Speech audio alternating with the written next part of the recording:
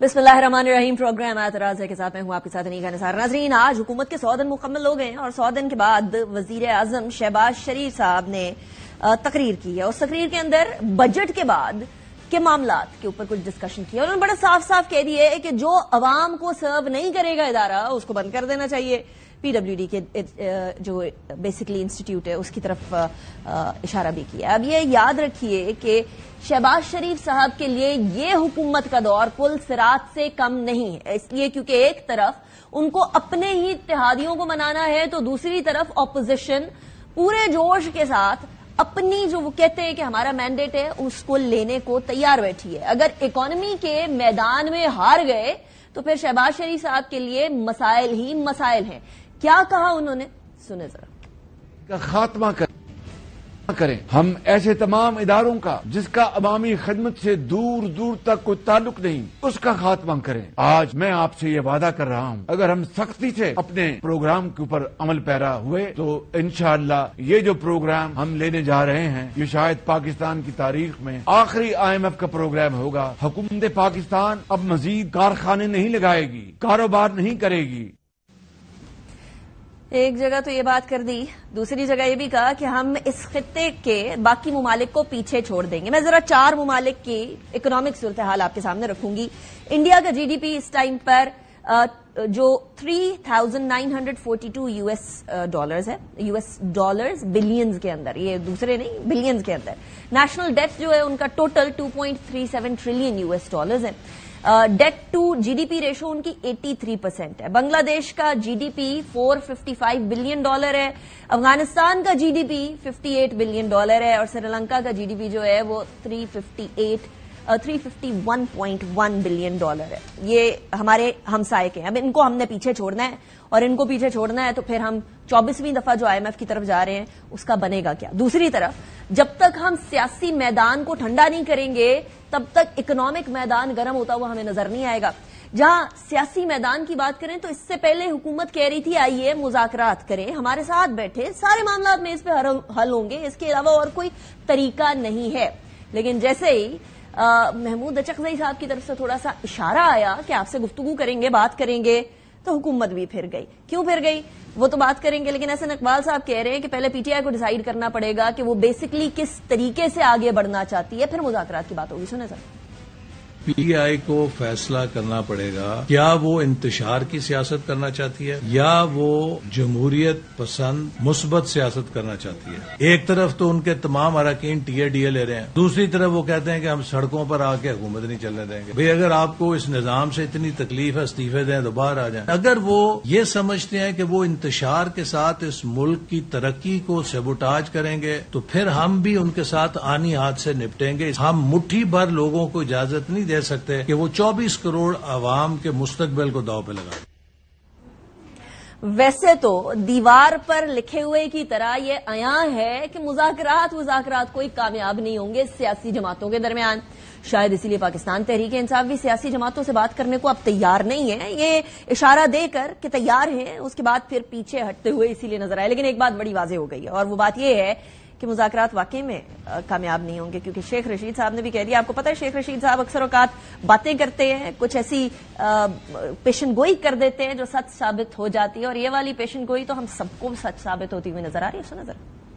मैं तो नहीं देख रहा कि मैं तो कोई इतना पुरुमीद नहीं हूँ। पहले तो ये मुज़ाकरात कर ही नहीं रहे थे, अब मुज़ाकरात की बात आ रही है तो ज़ाहिर है इनकी कोई शरायत होंगी, वो नहीं मानेंगे। ये जुम्मा जंग के साथ टोटली इट्स ए फेलियर। सियासत तो शहबाज के लेटने से निकली है। नवाज शरीफ शहबाज शरीफ से फिर भी कदरे बेहतर है, कम करप्ट है और कभी कभी उसकी गैरत जाग भी जाती है।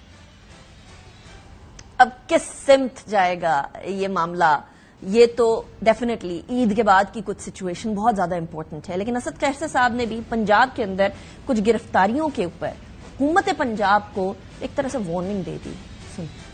इसकी कानून के तहत पंजाब हुकूमत गिरफ्तारियां कर रही है। क्या इस मुल्क को बनाना रिपब्लिक बनाना है? बस हो गया बहुत। जिस लेवल तक तुम इस मुल्क को आगे ले जाना चाहते हो, अगर आप इस लिमिट से आगे बढ़ेंगे तो फिर आपके हाथ में कुछ नहीं होगा। तो कर रहे हैं सियासी वर्करों के साथ, बंद करें, अगर नहीं तो फिर हम इसके लिए जोला अमल पे करेंगे। इसकी तमाम اس حوالے سے گفتگو کرنے کے لیے ہمارے ساتھ جو مہمانان موجود ہیں میں ان کا تعارف کرواؤں گی. ہمارے ساتھ اسلام آباد اسٹوڈیوز میں پاکستان مسلم لیگ نون کے سینئر رہنما سینیٹر عفنان اللہ صاحب ہمارے ساتھ موجود ہیں. بہت شکریہ حسین صاحب, آپ نے جوائن کیا. Pleasure having you. تیمور سلیم جھگڑا صاحب ہمارے ساتھ موجود ہیں, PTI کے سینئر رہنما. بہت شکریہ جھگڑا صاحب, آپ نے بھی جوائن کیا. جھگڑا صاحب, 100 دن گزر گئے ہیں اور 100 دن کے بعد وزیر اعظم صاحب نے بڑے واضح طور پر یہ کہہ دیا ہے کہ دیکھیے کسی بھی فارم کے اندر کوئی ایسا ادارہ جو عوام کی خدمت نہیں کر رہا ہم نے اس کو نہیں چلانا. آپ کی نظر میں آج جو وزیر اعظم صاحب نے کہا ہے کہ ہم باقی سارے ممالک سے اپنے خطے کے ممالک کو پیچھے چھوڑ دیں گے, تھوڑا سا ایثار, تھوڑی سی قربانی, عید قربا آ رہی ہے, تھوڑی سی آپ بھی قربانی دے دیں, وہ والے معاملات کر کے ہم آگے نکل جائیں گے. جی سی دیٹ ہیپننگ.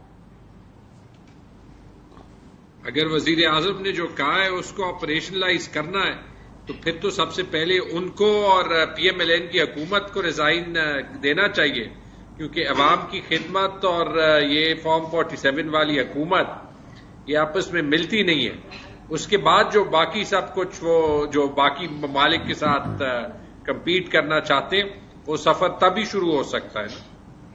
ٹھیک ہے, یعنی وہ ڈیمانڈ برقرار ہے سینیٹر صاحب کہ آپ استعفی دیں گے تو سفر آگے شروع ہوگا نا ترقی کا, آپ کے ہوتے ہوئے, حکومت کے ہوتے ہوئے تو نہیں ہوگا. اور آپ کو پتہ ہے پچھلے دنوں رمیش کمار صاحب کہہ رہے تھے کہ حکومت زیادہ دیر چلتی ہوئی نظر نہیں آ رہی. پیپلز پارٹی کی ناراضگی سے کچھ لگ بھی ایسا رہا ہے کہ معاملات کسی سیدھی سمت میں نہیں ہے. جی بسم اللہ الرحمن الرحیم. دیکھیں پیپلز پارٹی جو ہے وہ ہماری الائٹ پارٹی ہے اور ان کے کچھ ابھی تک الائٹ پارٹی ہیں اور ان کے کچھ کنسرنز ہیں جن کو ہم انشاءاللہ بجٹ میں ایڈریس کر لیں گے. تو مجھے یقین ہے کہ پیپلز پارٹی کہیں نہیں جا رہی. یوسف رضا گیلانی صاحب نے کہا تھا کہ صرف بجٹ کا مسئلہ نہیں ہے, ہمیں پنجاب میں اسپیس چاہیے. مریم نواز صاحبہ کا پولیٹیکل کریئر سٹیک پر ہے. ویسی صورتحال میں پیپلز پارٹی کو اگر اسپیس دے دی تو پھر کدھر جائے گا پولیٹیکل کریئر؟ نہیں, وہ اسپیس دینے میں ہمیں کوئی نہیں. وہ ایک سیٹ کی اسپیس ہمیں پنجاب میں دے دیں, ایک سیٹ کی اسپیس ہمیں ادھر سندھ میں لے لیں, جو بھی کرنا ہے اس میں تو کوئی مسئلہ نہیں ہے وہ. لیکن ظاہر یہ نہیں ہو سکتا کہ ون وے ٹریفک ہو, دونوں طرف ہونا چاہیے نا. وہاں پہ معاملات بہت مختلف ہیں, پنجاب میں بہت مختلف ہیں. دل پہ ہاتھ رکھ کے سینیٹر صاحب بتائیں 100 دن کی کارکردگی سے خوش ہیں؟ دیکھیں میں آپ کو ایک بات بتاؤں, جو حالات تھے نا وہ کافی خراب تھے. وہ تو آپ نے میرے شو میں بتایا جھگڑا صاحب. اس لحاظ سے اگر آپ دیکھا جائے تو میرا خیال ہے بہت اچھا. ابھی بھی نازک موڑ پہ ہیں ہم. نازک موڑ سے ہم آگے نکل گئے. میرا خیال ہے تھوڑی اسٹیبلٹی سسٹم میں آنی شروع ہو گئی ہے اور مزید جیسے وقت گزر رہا ہے اور بہتری آتی جائے گی. میرا یہ خیال ہے کہ تمام جو اسٹیک ہولڈرز ہیں ان کو یہ بات سوچنی چاہیے کہ یہ ہر وقت کی جو لڑائی ہے اس سے ملک کو نقصان ہے. کبھی کبھی سیز فائر کر کے آپ کو آگے معاملات کو لے کے چلنا چاہیے. اور میں میرے PTI کے بھائی بھی ہیں, ان کو بھی ہم یہی سمجھتے ہیں مشورہ دینا کہ بھئی آپ بات چیت سے معاملات حل کریں. کس سے کریں بات چیت؟ آپ لوگ تو یو ٹرن لے بیٹھے. نہیں, ہم تو یہ کہہ رہے ہیں کہ اگر ان کی طرف سے سنجیدگی ہے تو ہم ریڈی ہیں. وہ کہہ رہے تھے کہ محمود اچکزئی صاحب کی ہم بات کریں گے, آپ نے کہہ دیا کیسی بات کریں گے. عرفان صدیقی صاحب جو کہہ رہے تھے بات کریں, آئیں بیٹھے, وہ کہتے ہیں کیسی بات کریں گے, کس بارے میں بات کریں گے. وہ یہ کہہ رہے ہیں کہ آپ ہمیں یہ نہ کہنا پھر کہ چور ڈاکو ہیں, یہ ہیں وہ ہیں. آپ ہمارے ساتھ بیٹھیں, جو مسائل ہیں وہ ہم سے بیٹھ کے ڈسکس کریں, ہم اس میں کرنے کی کوشش کریں گے اکوموڈیٹ. لیکن یہ نہیں ہو سکتا کہ آپ کہیں گے جی جو ہم کہہ رہے ہیں کوئی پری کنڈیشن رکھ دی جائے کہ جی یوں کریں گے تو ہم کریں گے, یوں کریں گے تو یہ ہوگا. آپ نے بھی تو رکھی نا پری کنڈیشن. نہیں, میں تو یہ کہہ رہا ہوں کہ ہمارے ساتھ بیٹھ جائیں تو ہم باقی سارے معاملات حل ہو سکتے ہیں. کمیٹی بنا دی آپ نے ان کے ساتھ بیٹھنے کے لیے؟ یہ بھی اپنی کمیٹی بنا دے تو ہم بھی اپنی کمیٹی بنا دیں گے. آپ آفر کر رہے ہیں ان کو بات؟ نہیں, ہم نے تو کب سے آفر کی ہوئی ہے اور پہلے بات ہو بھی چکی ہے. دیکھیں میری بات سنیں, آپ مجھے بتائیں پچھلے سال مئی میں نہیں ہوئی بات, ہوئی تھی نا بات. اب کی حکومت کی بات کریں نا. میں ویسے پچھلی وہ بھی ہماری حکومت تھی نا, مسلم لیگ نون کی حکومت تھی, وہ PDM کی حکومت تھی. تو میں یہ کہہ رہا ہوں کہ بات پہلے بھی ہوئی تھی, بات آگے بھی ہو سکتی ہے. تو وہ سنجیدگی اگر یہ دکھائیں گے تو ظاہر ہے ہم سیاسی لوگ ہیں, ہم کبھی یہ کہہ ہی نہیں سکتے کہ ہم بات چیت کے لیے نہیں کریں گے. لیکن ان کے کورٹ میں بال ہے. یہ بات سمجھیں کہ 2018 میں جو کچھ انہوں نے کیا, 17-18 میں اقتدار میں آنے کے لیے اس کی آج تک قوم قیمت ادا کر رہی ہے. اگر یہ فارم 45-47 کریں گے تو پھر 2018 والا معاملہ بھی دیکھنا چاہیے. اس کے اندر بھی جو کچھ ہوا وہ نہیں ہونا چاہیے تھا نا, وہ بھی آپ پھر اپنا ایکنالج کریں. الیکشن بہتر ہونے چاہیے. اگر اس طرح الیکشن ہوں گے تو یہ ایونچولی لوگوں کا اعتماد اٹھ جائے گا اور وہ پھر روڈ پہ آ جائیں گے, معاملہ اور خراب ہوگا. ٹھیک. اچھا جھگڑا صاحب, آپ اکانومی کو بہت اچھے طریقے سے جانتے ہیں. سینیٹر صاحب کہہ رہے ہیں کہ ہم وہ جو بڑی نازک صورتحال تھی یا نازک موڑ تھا اس سے ہم تھوڑا آگے نکل آئے. آپ کو یاد ہوگا آپ اسی جگہ میرے اسٹوڈیو میں ہی بیٹھے ہوئے تھے, سینیٹر صاحب بھی تشریف فرما تھے اور پہلی دفعہ کسی PMLN کے لیڈر کی طرف سے اعتراف کیا گیا تھا کہ حالات بڑے خراب ہیں. کہہ رہے ہیں حالات صحیح ہو گئے حالات صحیح. دیکھیں جو اپرچونٹی ایک ہوتی ہے ایک کرائسس میں, کہ آپ فنڈامنٹل ریفارم کر لیں، یعنی بنیادی اصلاحات کر لیں، وہ ہم کھو چکے۔ آپ اگر اس بجٹ کو دیکھ لیں تو میں یہ ثابت کر دوں گا بہت جلدی۔ پہلی چیز یہ کہ آپ پہ، مجھ پہ، تنخواہ دار طبقے پہ تو ٹیکس لگ گیا، ہر کسی پہ زیادہ ہو گیا۔ ہمارا تو جھگڑا صاحب کسی کو خیال ہی کوئی نہیں ہے نا تنخواہ دار طبقے کا، جو کہ 95% آلموسٹ ہماری طرح پھنسے ہوئے ہیں نا، کہیں سے تو انہوں نے ٹیکس کلیکٹ کرنا ہے، جو نہیں دے رہے ان سے کلیکٹ کر نہیں سکتے، تو جو دے رہے ہیں انہی پہ زیادہ بوجھ ڈالنا ہے۔ اچھا چلیں، یہ ٹھیک ہے۔ آپ کو پتا ہے کہ اس جو یہ انکم ٹیکس جو یہ تنخواہ دار طبقے سے لے رہے ہیں، اس سے ایڈیشنل انکم کتنی آتی ہے؟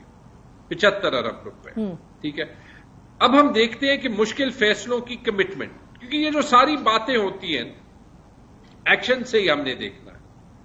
ایک طبقہ ہوتا ہے سرکاری ملازمین کا، اکثر پچھلے 40-50 سال میں بہت سے اگر آپ دیکھ لیں، یا انہوں نے ہی بھرتی کیے ہوں گے یا پیپلز پارٹی نے بھرتی کیے ہوں گے، آپ دیکھ لیں کہ جو ان کو انہوں نے 25%، سندھ میں 30% انکریز دی ہے پے میں، ایسے وقت پہ جب ملک کے پاس پیسہ نہیں ہے، یہ نہیں کہ کسی کو پے انکریز نہیں دینی چاہیے، اس کی کوانٹم آپ جانتے ہیں کتنی ہو؟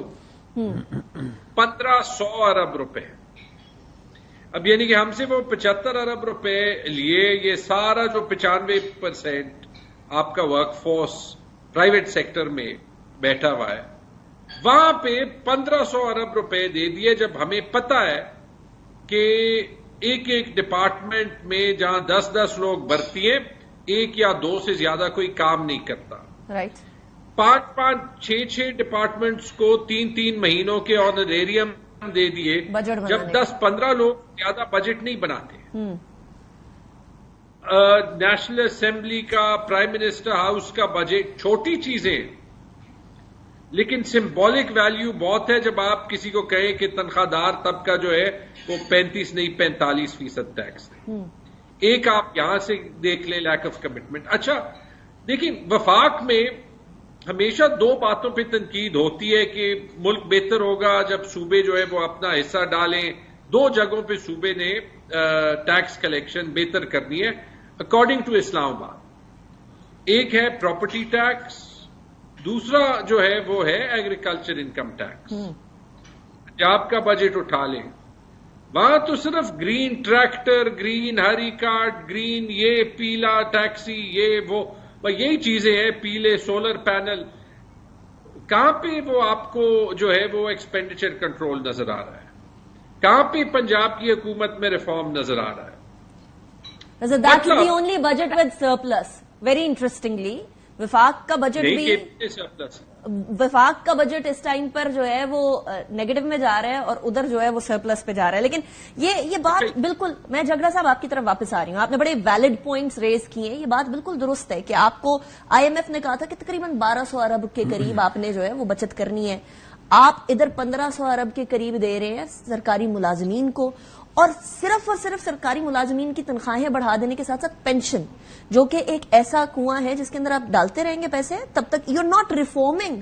کام تو آپ وہی کر رہے ہیں اور وعدے آپ نئے کر رہے ہیں سینیٹر صاحب کہ ہم لوگ تبدیلی لے آئیں گے، ہم لوگ کو بہت بڑی ریفارمز لے کر آئیں گے، یہ بجٹ ذرا آپ مشکل سے گزار لیں، قربانی دے دیں۔ عوام تو بیچاری ویسے ہی قربانی دے رہی ہے نا، آپ قربانی دے دیں، اس کے بعد معاملات ٹھیک ہو جائیں گے۔ میں پہلے تو یہ بات کلیئر کر دوں کہ 1500 ارب روپے نہیں ہو سکتا۔ اس کی وجہ یہ ہے کہ ٹوٹل وفاقی گورنمنٹ کو رن کرنے کا بجٹ 839 بلین ہے، اسی کے اندر پھر سیلریز اور باقی ساری چیزیں بھی ہیں نا، تو 1500 ارب روپے تو ظاہر نہیں ہو سکتا۔ جھگڑا صاحب کیلکولیشن ایکسپلین کریں گے، لیکن آپ جواب دیں۔ میں دوسرا، پنجاب کی بجٹ کی انہوں نے بات کی، تو کیا یہ اچھا ہوتا کہ آپ بھی پختونخوا میں ٹریکٹرز دیتے، آپ سولر پینل دیتے؟ 1000 ارب روپے اس سال پنجاب حکومت اپنے ریونیوز خود کلیکٹ کرے گی، 1000 ارب روپے کرے گی، ابھی ہوئے نہیں، 850 کر لیں، پچھلے سال 850 کیے، اس سال 1000 کا ٹارگٹ ہے۔ آپ پختونخوا میں دیکھیں کتنے کلیکٹ کرتے ہیں، 100 ارب بھی نہیں کلیکٹ کرتے یہ لوگ، ٹھیک ہے؟ تو مجھے آپ یہ بات بتائیں نا، یہ جو ریفارم کی بات کر رہے ہیں، یہ کوئی ہمیں اگزامپل بھی تو دیں، اور اگر آپ کو اس بات کی تکلیف ہے کہ پنجاب حکومت اچھا پرفارم کر رہی ہے، مریم نواز شریف صاحبہ جو ہے وہ اچھا پرفارم کر رہی ہیں، تو اس پہ آپ کو خوش ہونا چاہیے، لوگ تو ہمارے ہی ہیں سارے، میں تو یہ چاہوں گا کہ پختونخوا میں بھی جو ہے وہ ہیلتھ کی سروسز، ایجوکیشن کی سروسز اور باقی سروسز بہتر ہو. اب میری گزارش سنیں، 660 ارب روپے کے 660 ارب روپے خالی ایجوکیشن کا بجٹ ہے پنجاب کا، خالی 660 ارب روپے. اب آپ مجھے بتائیں نا باقی آپ لوگ، اور مطلب کہ کوئی ایک نوٹیبل پروجیکٹ آپ مجھے بتا دیں سوائے پشاور میٹرو جس کے اندر بڑے مسائل تھے in the last 10 years in Pakhtunkhwa government. تو یہ خالی جو ہے وہ کنسلٹنٹس کو بلا کے بلینٹری سونامیوں کے ایڈ چلانے سے تو ملک بہتر نہیں ہوگا. وی انڈرسٹینڈ کہ سچویشن ڈیفیکلٹ ہے، لیکن خرچہ بچانا ہی بیسیکلی ایم ہونا چاہیے نا. دیکھیں میری گزارش، گورنمنٹ کا سائز اپنا دیکھیں. دیکھیں پہلی تو بات یہ ہے کہ NFC کے بعد جو صوبوں کا حصہ ہے وہ ان کو مل جاتا ہے. پھر اب وہ صوبوں کے اوپر ہے کہ وہ ڈیفیسٹ بجٹ دیں، سرپلس بجٹ دیں، اپنے جو بھی انہوں نے ریسورسز کیسے موبلائز کرنے وہ کریں. اب اگر کوئی صوبہ اپنا میکینزم بہتر طریقے سے چلاتا ہے، ایک بہتر مینجمنٹ ہوتی ہے، تو ان کے ریونیو زیادہ ہوں گے، ان کے ادھر خوشحالی زیادہ ہوگی. اسی لیے NFC کیا گیا تھا نا، اسی لیے یہ سارا کچھ کیا گیا تھا تاکہ یہ ڈیوالو ہوتا جائے معاملہ اور صوبے کے لیول میں بہتری آ جائے. کیونکہ ظاہر وفاق میں آپ ہر کام اتنی بڑی آبادی کو کیسے مینج کر سکتے ہیں. لیکن بدقسمتی سے آپ مجھے بتائیں نا کہ پنجاب کے علاوہ اگر آپ کو کہیں پہ میجر کوئی نظر آتا ہے وہ پیسہ لگا ہوا جو کہ گیا ہے ادھر، پھر جو ہے میں یہ سمجھتا ہوں کہ اس کے اوپر اگر بات ہو کہ پختونخوا کے اندر جو ہے وہ کون سے نئے پروجیکٹ عوام کے لیے کیے جا رہے ہیں، ہم اپنے بتائیں ہم کون سے کریں تو بڑا اچھا ہو. گو ٹو جھگڑا صاحب مجھے یہ بات کلیئر کر دیجیے گا، اورنگزیب صاحب کی پرفارمنس سے سیٹسفائیڈ ہے؟ دیکھیں ابھی تو 3 مہینے ہوئے ہیں، ابھی تو دا جیوری اسٹل آؤٹ، کچھ ٹائم دیں اور پھر بتا سکتے ہیں اس پہ. لیکن ان کو ایکنک کی سربراہی سے سائیڈ پہ کر کے وزیر اعظم صاحب کیوں آئے؟ یہ پریروگیٹو پرائم منسٹر، اس سے پہلے پرائیویٹائزیشن والی کمیٹی سے سائیڈ پہ، یہ پریروگیٹو پرائم منسٹر صاحب کا ہے. نہیں کوئی یہ تو ناخوشی کا اظہار ہوا نا. نہیں دیکھیں وہ بھی جو بھی ہے پریروگیٹو تو پرائم منسٹر کا ہے نا. کیا ہے مجھے بتا دیجیے. یہ ہے نا کہ وہ جس مرضی کو رکھے، جس مرضی کو نکالے. خوش ہیں یا نہیں خوش؟ وہ خوش ہیں تو وزیر خزانہ ہیں، وہ جس دن زیادہ نہیں خوش ہوں گے ایک نوٹیفیکیشن ہوگا فارغ ہو جائے. تو وزیر اعظم صاحب خوش ہیں، ڈپٹی وزیر اعظم خوش ہیں یا نہیں خوش؟ دیکھیں میں یہ نہیں کہہ رہا کہ خوش ہیں کہ نہیں ہے، میں یہ کہہ رہا ہوں کہ نہیں آپ کی مسکراہٹ کچھ اور بتائیے. نہیں مطلب ڈپٹی پرائم منسٹر نہیں خوش ہیں وزیر خزانہ سے؟ میں اس میں نہیں پڑھ رہا، میں یہ صرف کہہ رہا ہوں کہ اگر انہوں نے اپنی جاب ریٹین کی ہے تو he must be doing a good job, ورنہ تو job you can not retain your might not be locking horns. یہاں بھی دا جوری اسٹل آؤٹ، یہ بھی آپ کہہ سکتے ہیں. چل میں دوبارہ اس کی طرف آؤں گی، آپ کی مسکراہٹ نے اب مجھے چمبے میں ڈال دیا ہے. جھگڑا صاحب پہلے تو آپ کیوں مسکرا رہے ہیں؟ آپ کو بھی کوئی خبر آئی ہے کہ اورنگزیب صاحب سے کوئی خوش نہیں ہے زیادہ ڈپٹی پرائم منسٹر صاحب؟ کوئی ایسی خبر آپ تک بھی آئی ہے جھگڑا صاحب؟ ڈپٹی پرائم منسٹر نے پہلے جو ہے وہ 6 مہینے جب ان کی PDM 1 تھی تو انہوں نے ساری جو نائفز تھے، جو چھریاں تھیں وہ تیز کی کہ مفتاح اسماعیل کو نکالیں. ابھی وہ پہلے دن سے ان کی کرسی کے پیچھے لگے ہوئے ہوں گے. آپ دیکھ لیں جو فائنانس کی کمیٹی ہوتی ہے، فائنانس منسٹر بیچارے کو یا اس میں ڈالتے ہی نہیں ہے، یا ڈالتے ہیں تو اسحاق ڈار کو ڈال دیتے ہیں، اور ابھی پراکسی میں شہباز شریف کو اس کا چیئرمین بنا دیتے ہیں. دیکھیں ملک ایسے نہیں چلتے. اور شہباز شریف کو بھی جو ان کے ماڈل ٹاؤن کے دن ہیں جہاں پہ وہ as a project manager Punjab کو چلاتے تھے، اس سے نکلنا ہوگا. ایکنیک پہ میں نے 5 سال سرو کیا ہے، جو آج فائنانس منسٹر کو ڈیموشن دی ہے اور ان کو ہٹایا ہے. ایکنیک ایک ایسی کمیٹی ہے جس میں سارے جو بڑے پروجیکٹس ہوتے ہیں پورے پاکستان میں وہ اپروو ہوتے ہیں. اب ہمارے پروجیکٹ ویسے ہی ڈیلیز کے شکار ہوتے ہیں. ابھی جو ہے وہ شہباز شریف کے کام پہلے سے جو ہے وہ کم از کم کاغذ پہ کرنے کے کام ہے کہ وہ ایکنیک کی میٹنگز چیئر کریں گے، تو آپ کے پروجیکٹس مزید ڈیلے ہوں گے اور شہباز شریف کو میٹنگز کا ٹائم ملے گا نہیں ملے گا. تو ہر مہینے جو ہے وہ اربوں کا نقصان صرف میٹنگز کی ڈیلے سے ہی ہوگا. یہ لکھ کے لے لیں. اس کو کہتے ہیں جہاں پہ آپ کو ممالک میں ڈیولوشن کرنی پڑتی ہے، الٹا جو ہے وہ آپ جو ہے مزید پاور کنسولیڈیٹ کر رہے ہیں. لیکن جھگڑا صاحب آپ اس کو کیسے ٹرانسلیٹ کرتے ہیں؟ اگر فائنانس منسٹر کو ایکنک کی سربراہی سے سائیڈ پہ کر دیا جائے، how are we supposed to see it? کیونکہ مجھے نا اصل میں سینیٹر صاحب کی مسکراہٹ نے ذرا زیادہ کنفیوز کر دی ہے کہ ڈپٹی پرائم منسٹر شاید واقعی میں خوش نہیں ہے، کیونکہ آپ کو پتا ہے اس سے وہ دیکھیں وہ ڈپٹی پرائم منسٹر بن گئے نا، وہ ایکول نہیں رہے، اب وہ ذرا 1 اسٹیپ اپ ہے. آف کورس ہے، بالکل اس میں کوئی شک نہیں ہے. ہاں تو جھگڑا صاحب آپ اس کو کیسے دیکھتے ہیں، ٹرانسلیٹ کیسے کر رہے ہیں؟ How should a normal person? اس کا مقصد ہی یہ ہے کہ وہاں پہ اسحاق ڈار بیٹھ سکے، کیونکہ جو ایکنیک ایک ایسے فورم ہوتا ہے جہاں پہ جو ڈیسیژن فائنانس منسٹر لیتا ہے یا جو ایز اے فورم ایکنیک لیتا ہے وہ پھر فیڈرل کیبنٹ کے پاس نہیں جاتا، پروجیکٹ اپروولز کا فورم ہے. ٹھیک ہے. تو اب اسحاق ڈار نے اپنے آپ کو بٹھانا تھا، تو اٹ مینس کہ فائنانس منسٹر کی جو وہاں پہ اتھارٹی ہے اس کو بھی انڈرمائن کر رہے ہیں اور الٹا ایکنیک کی ایفیکٹونیس کو بھی خراب کر رہے ہیں، کیونکہ کتنی بار جو ہے وہ وزیر اعظم ایکنیک کی میٹنگ کرا سکے گا اور اس میں جو ہے وہ ڈپٹی پرائم منسٹر اور فائنانس منسٹر کے جو ہے وہ انڈر دا ٹیبل فنڈوں کو سالو کرتا جائے گا. ٹھیک ہے. Makes complete sense. کتنے اور 100 دن کمپلیٹ ہوں گے سینیٹر صاحب؟ دیکھیں انشاءاللہ اللہ تعالیٰ کی مہربانی سے حکومت اپنا ٹائم پورا کرے گی. یہ ہر حکومت کہتی ہے، سچ بتائیں. چلے نہیں ہوتا ہے، مجھے کیا پتا، اللہ تعالیٰ بہتر جانتے ہیں کیا ہونے آگے، لیکن اس چیز کی امید ضرور کی جا سکتی ہے کہ حکومت اپنا ٹائم پورا کرے گی. اور دیکھیں ملک کو اس وقت اسٹیبلٹی کی ضرورت ہے.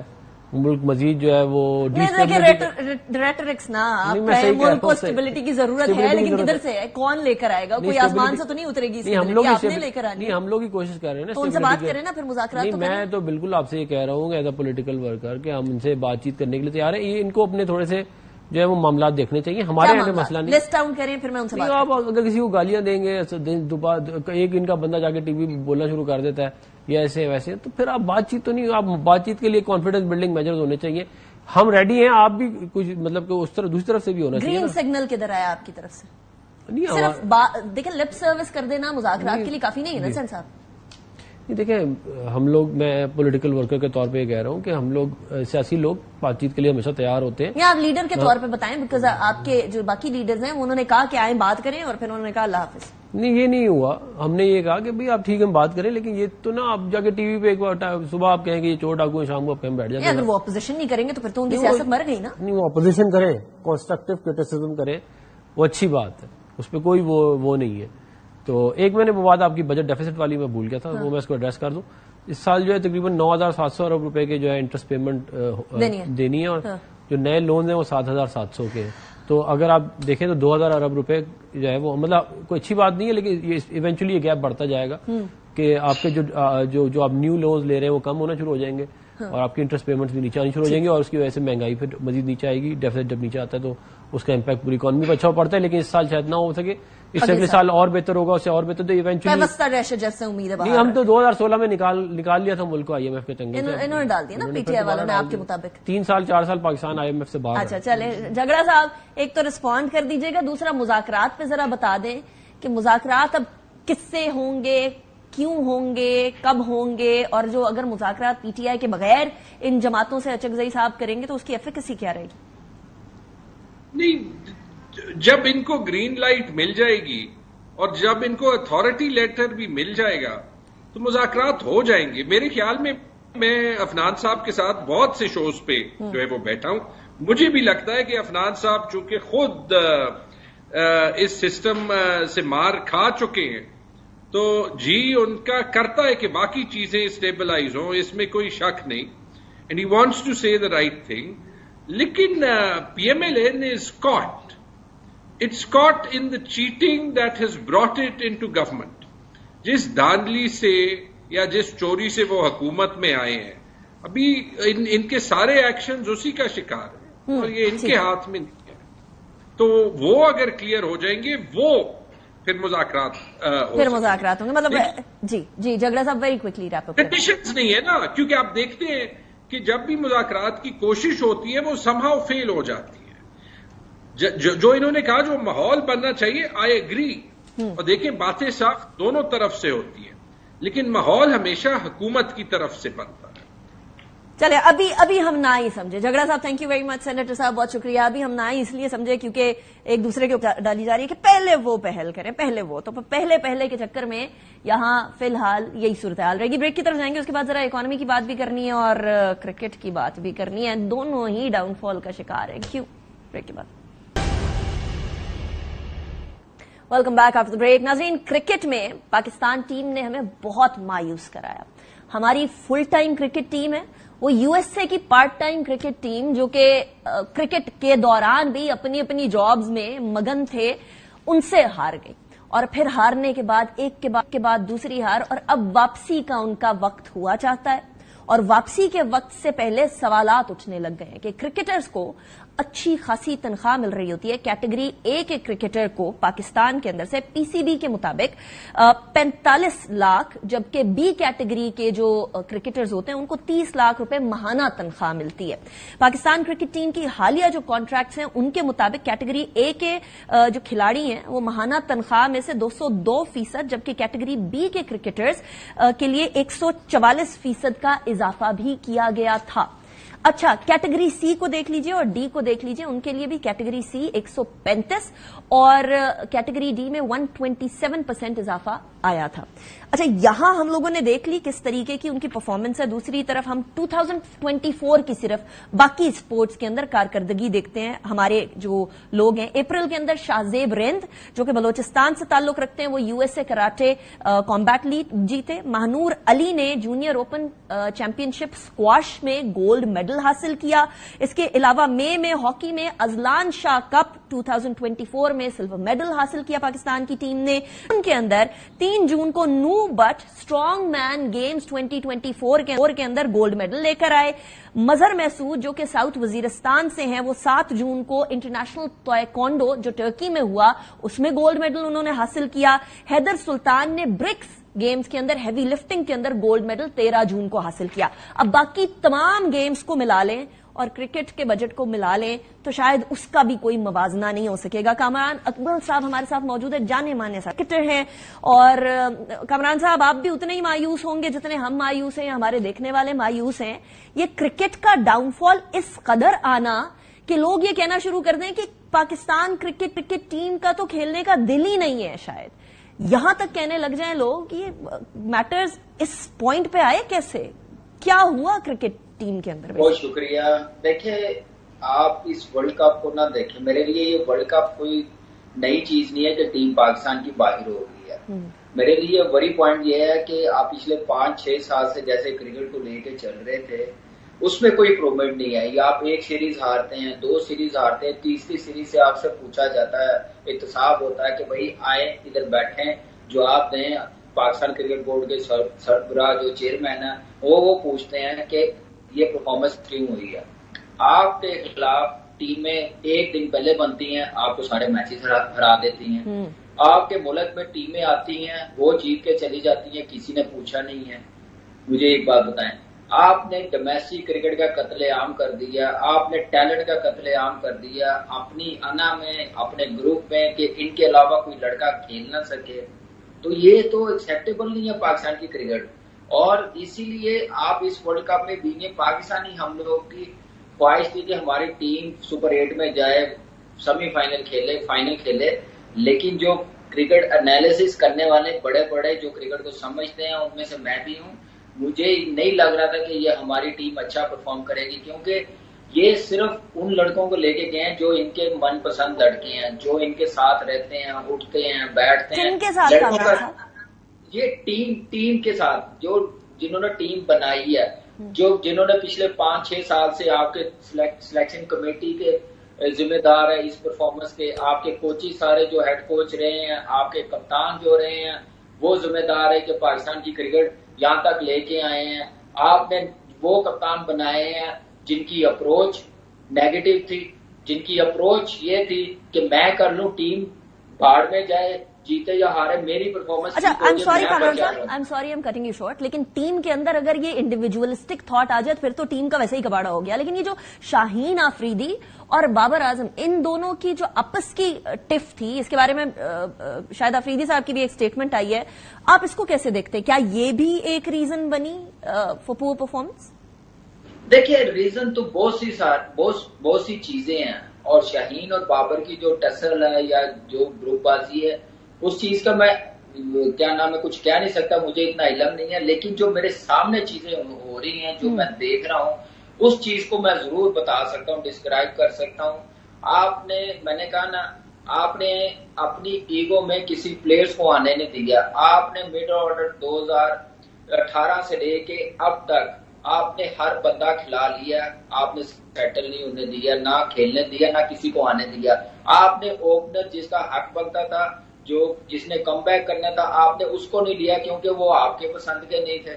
آپ کے ساتھ آنکھوں سے آنکھیں ملا کے بات کرتے تھے, آپ کے ساتھ اٹھتے بیٹھتے نہیں تھے, اپنی گیم کھیلتے تھے, ٹیم کے لیے کھیلتے تھے, ان کے لیے نہیں, ان کی مرضی سے نہیں کھیلتے تھے. آپ نے 5 اوپنرز کھلا لی ہیں, یہ ان کو اندازہ نہیں ہے. مڈ آرڈر آپ لے کے گئے ہیں, ورلڈ کپ کی تیاری ہے, تو آگے سے آپ 2 سال ہو گئے ہیں, پرفارمنس نہیں ہے, 22 25 میچ کھلا رہے ہیں. پاکستان میں تو ایسا نہیں ہوتا تھا, پہلے بھی یاری دوستی بڑی ہوتی تھی, لیکن ایک میچ چوتھے میچ پہ کہتے تھے تھینک یو, بیٹھیں ڈومیسٹک میں جائیں, دوبارہ کم بیک کریں. یہاں پہ نہ ڈومیسٹک کھیلتے ہیں نہ بھیجتے ہیں ڈومیسٹک میں کرکٹ کھیلنے کے لیے. آتی ہے ڈومیسٹک تو لیگ کرکٹ کھیلنے چلے جاتے ہیں. اس وقت انٹرنیشنل کرکٹ ہو رہی ہوتی ہے تو لیگ کرکٹ چل رہی ہوتی ہے. اس وقت مسئلہ یہ ڈالا ہوتا ہے, بلیک میل یہ کر رہے ہوتے ہیں, ہمیں MOC دیں نہیں تو ہم ریٹائرمنٹ لے لیں گے, یہ کر دیں گے, وہ کر دیں گے. ورلڈ کپ آیا تو آپ کی PSL کی کیٹیگری کا مسئلہ بن گیا, کیونکہ پاکستان کے لیے تھوڑی کھیل رہے ہیں. آپ جو بات کر رہے ہیں کامران صاحب, یہ واقعی میں سینس بنا رہی ہے کہ اگر اس طریقے سے team especially middle order weak لے کر جائیں گے, آپس میں کوہیژن نہیں ہوگی ٹیم کے اندر, نسیم شاہ کے ایموشنز کچھ اور باقیوں کے ایموشنز کچھ اور نظر آئیں گے, تو عجیب و غریب کیفیت ہوگی. لیکن اب چیئرمین PCB جو کہ آبویسلی انٹیریئر منسٹر بھی ہیں, محسن نقوی صاحب, انہوں نے کہا ہے کہ جی سرجری ہوگی. کس کی سرجری؟ مطلب کیا مینجمنٹ کی سرجری کی جائے, یا پھر کھلاڑیوں کی جائے, یا کوچز کی جائے, یا سلیکٹرز کی جائے, کس کی؟ دیکھیے یہ جو بھی اس چیز کا ذمہ دار ہے اس کی ہونی چاہیے. کسی ایک کو بلی کا بکرا نہ بنائیں. آپ جو میں نے کہا نا اس کی انکوائری کریں کس وجہ سے, جس وجہ سے ہماری ٹیم ایسے بنی ہے, ایسی پرفارمنس آئی ہے, ایسی ڈری کرکٹ کھیل رہی ہے, کون ہے ذمہ دار, کون ہے ڈومیسٹک کرکٹ کو چینج کرنے والا, 6 ٹیمیں بنانے والا. 25 کروڑ کی آبادی میں 6 ٹیمیں بنا رہے ہیں. آپ اپنی ڈپارٹمنٹ کرکٹ کو ختم کر کے, جو پلر تھا پاکستان کی کرکٹ کا, اس کو ختم کر کے, ریجنل ختم کر کے آپ نے 6 ٹیمیں بنا دی ہیں. آپ نے سارا ٹیلنٹ ضائع کر دیا, بھیج دیا. کوئی کام کوئی لوہے کا کام کر رہا ہے, کوئی پک اپ چلا رہا ہے, کوئی تندور چلا رہا ہے. یہ احساس ہوا اس کے ساتھ اس کی فیملی کتنی سفر کر رہی ہے, فیملی سے پہلے پاکستان کتنا سفر کر رہا ہے, پاکستان کی کرکٹ کہاں سے کہاں آ گئی ہے, کوئی بولنے والا نہیں. سارے وہ حمایت کرتے ہیں 6 ٹیموں کی جو ان کے ساتھ ہیں, کیونکہ وہ خود ساری یہ کرکٹ کھیل کے ہیں جو میں بات کر رہا ہوں, ڈپارٹمنٹ اور ریجنل کرکٹ. آج وہ بندے نہیں بول رہے. اچھا کامران صاحب, مجھے سمجھ نہیں آتی کیوں نہیں بولتے.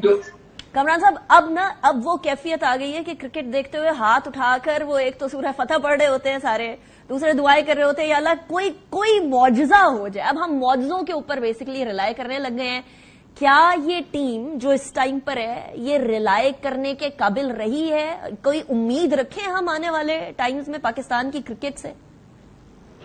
دیکھیے امید اسی صورت ہو گئے ڈیسیژن اچھے ہوں گے, اور معجزہ جو ہونا تھا 2022 میں ہو گیا, جو نیدرلینڈ ساؤتھ افریقہ سے جیتی اور ہم لوگوں کو موقع مل گیا فائنل سیمی فائنل کھیلنے کا.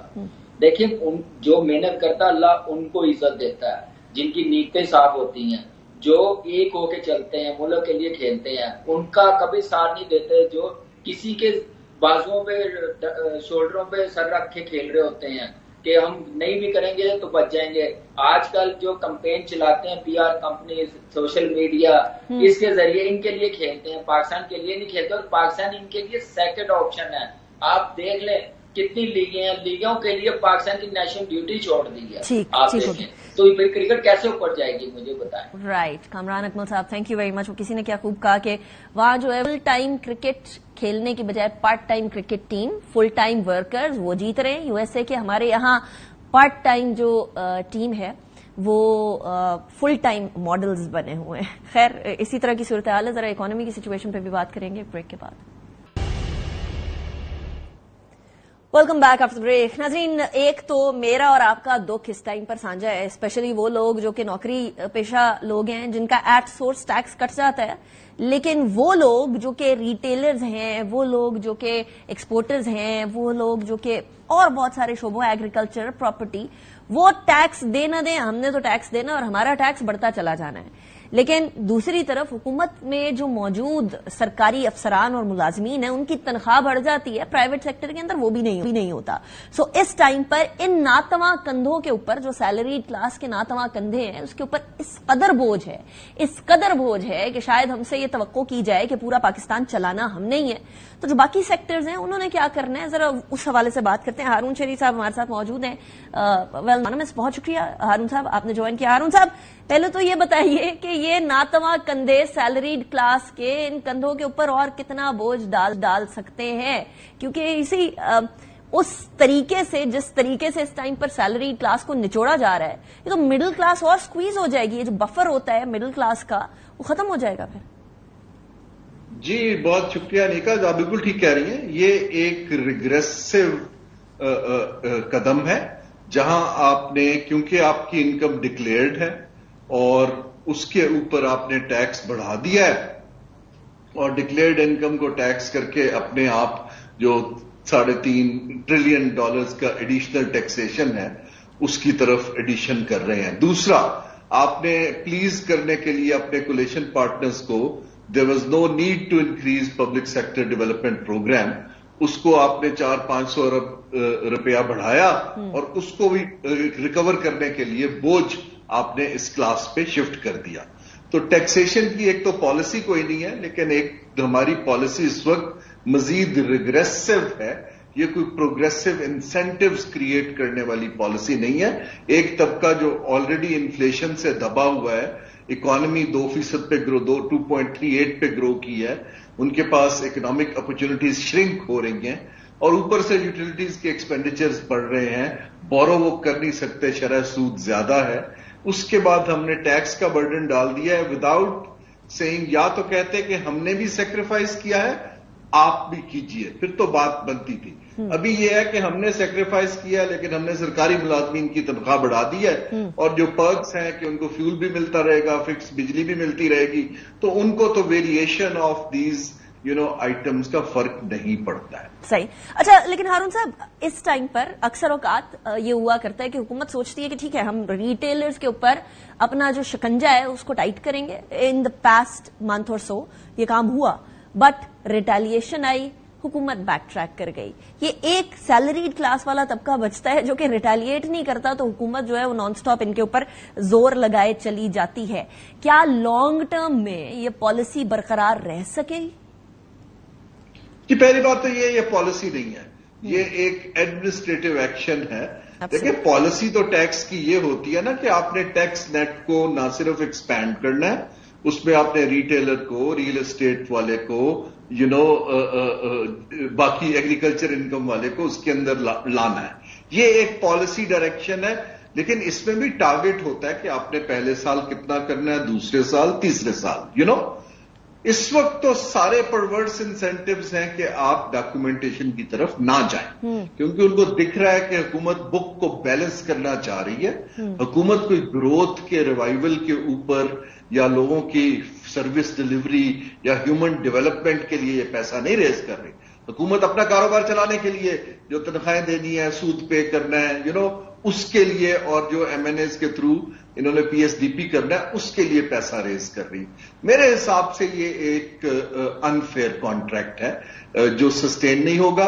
ابھی بھی جو پیٹرنیج کا ریلیشن شپ ہے, ابھی دیکھیے گا پریشرز آنا شروع ہو گئے ہیں, ابھی لابیز پریشرائز کریں گی, پھر اس کے اندر ایڈجسٹمنٹ شروع ہو جائیں گی. سوال یہ پیدا ہوتا ہے کہ بجٹ کے نمبرز کی پھر سینکٹیٹی کیا ہے اگر آپ ایک ماہ کے اندر ہی تبدیلیاں لانی شروع کر دیتے. اچھا ہارون صاحب, اس ٹائم پر ایک اور بڑی امپورٹنٹ بات وہ یہ ہے کہ پاکستان کی آدھی اکانومی تو تقریباً بلیک اکانومی کے تھرو چلتی ہے, اور وہ اسپیشلی بلوچستان والی سائڈ پر, ویسٹرن سائڈ پر ہم لوگوں کو ذرا زیادہ نظر آتی ہے. ڈسپائٹ آل دی پریکاشنز بینگ ٹیکن, یہ اچھا خاصا ایک ایشو ہے. اس اکانومی کو آپ انسینٹیوائز کیوں نہیں کرتے کہ وہ قومی ادارے کی اکانومی کا حصہ بنے, ادھر سے ٹیکس لے, ساروں کو ٹیکس چھوٹ دے, انڈائریکٹ ٹیکسز کی بجائے ڈائریکٹ ٹیکسز کی طرف آئیں. گورنمنٹ میں کیپیسٹی نہیں ہے یا ول نہیں ہے؟ جی آپ یہ باتیں کر رہی ہیں پالیسی شفٹ کی. یہ جو بجٹ ہے یہ پالیسی شفٹ کی طرف کریں. دیکھیں بجٹ بائی ڈیفینیشن جو ہوتا ہے پبلک پالیسی کی ایک انسٹرومنٹ ہے کہ پالیسی کو فائنانس کیسے کرنا ہے. یہ جو بجٹ پہ اتنی اسپیکولیشن ہوتی ہے اور لابنگ ہوتی ہے وہ اس لیے ہوتی ہے کہ پالیسی کا فقدان بھی ہے اور انکلیئر بھی ہے. پھر وہ بجٹ میں لوگ کھیلتے ہیں, لابیز آ جاتے ہیں نا, तो ये जो आप बात कर रही हैं ब्लैक इकोनॉमी, तो मैं नेसेसरी नहीं कहूंगा, मैं अनडॉक्यूमेंटेड इकोनॉमी कहूंगा, इनफॉर्मल। ये जो इनफॉर्मल इकोनॉमी है, इसको धारे में लाने के लिए आपको उसको डॉक्यूमेंटेशन करने के लिए इंसेंटिव देने हैं। ट्रस्ट डेफिसिट इतना बड़ा है कि कोई बंदा टेबल पे बैठ के इसकी कोई तरकीब निकालने के लिए तैयार नहीं है। वेस्टेड इंटरेस्ट इतने पावरफुल हैं क्योंकि उस इकोनॉमी के ऊपर खासतौर पे स्मगलिंग में इतना पैसा बन रहा है कि उनके ऊपर कोई इंटरेस्ट नहीं है कि इसको रेगुलराइज किया जाए। मेरे हिसाब से आपको इन सेक्टर्स के ऊपर लोगों को दिखता है, या तो वो ना कि छुपी हुई चीज हो, जब लोगों को नजर आता है तो इट क्रिएट्स ये जो हम हॉरिजॉन्टल इक्विटी की बात करते हैं सिस्टम में या टैक्सेशन में, फिर लोग दिल बर्दाश्त ही होंगे कि ये लोग तो मौज कर रहे हैं, so why us, ये इस चीज को खत्म करना जरूरी है और इसके लिए एक बड़ी क्लियर पॉलिसी की सिम्त देनी चाहिए। एब्सोल्युटली हारून शरीफ साहब, थैंक यू वेरी मच। एक बात तो तय है कि पाकिस्तान में जब तक नी जर्क रिएक्शन हम देंगे तब तक हम किसी भी तरीके से सोल्यूशन की तरफ नहीं जा सकते। पॉलिसी बननी चाहिए, एडॉक किस्म के डिसीजंस नहीं होने चाहिए, इमरजेंसी बेसिस के ऊपर डिसीजन नहीं होने चाहिए, जो कि इस बजट में भी हमें नजर आ रहा है। There good things and there bad things, but unfortunately जो सैलरीड क्लास के ऊपर बर्डन पड़ा है वो बहुत बुरे तरीके से महसूस किया जाएगा। इसी के साथ अनीका निसार को इजाजत दीजिए। Will see you tomorrow. Take good care of yourself. Allah Hafiz.